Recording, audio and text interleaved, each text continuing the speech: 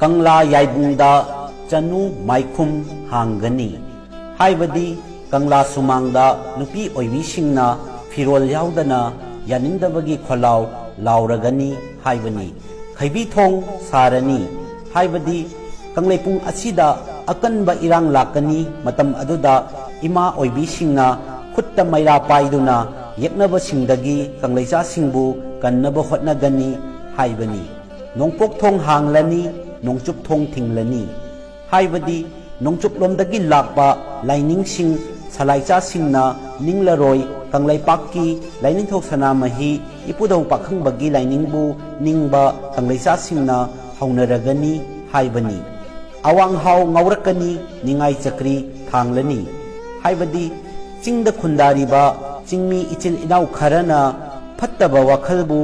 अफबा अवांगबा वखलनी लाना खंदुना यलहौंगैदगी खुंदामिनरकनिबा यलहौमी इचिल इनाउ सिंगबु नुंसीदबा पिजनिंदबा लैमिननिंदबा फत्तबा वखल खंदुना तोयना तोयना अंगाउ अफैगुम खटनबा हौरकनी हाइबनी पू अहुम चाइनरगनी हाइबदी कांगलुप नत्रग फुरुप अहुम लान थोकलगनी हाइबनी तोंजै मरिलदा समू लिटखिनी हाइबदी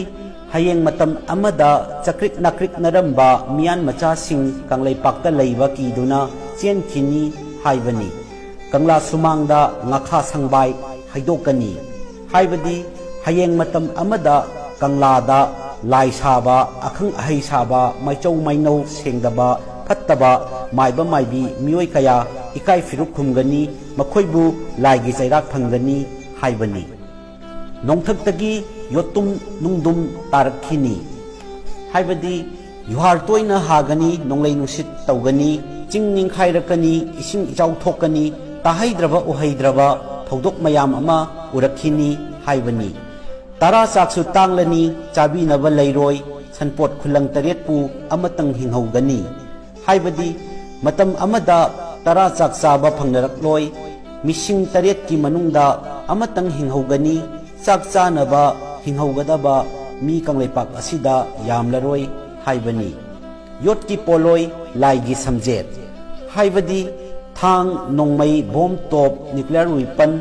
कयागी ओइबा मालेमगी ओइबा लान अमा लाकनी मदुना मालेमगी ओइना पोलोय ओइगनी लैरिबा जुग चक असि लोइसिनगनी लोइनना हौगदौरिबा जुग चक असिदा लाइगी समजेत हातुना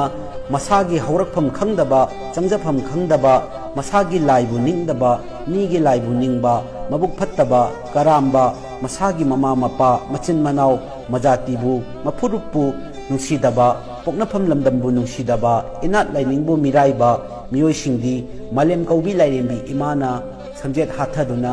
समद लैरंबा पकलंबा फत्तबा सिंगबु लौथोखिबगुम मालेम असिदगी लौथोखिगनी हाइबनी।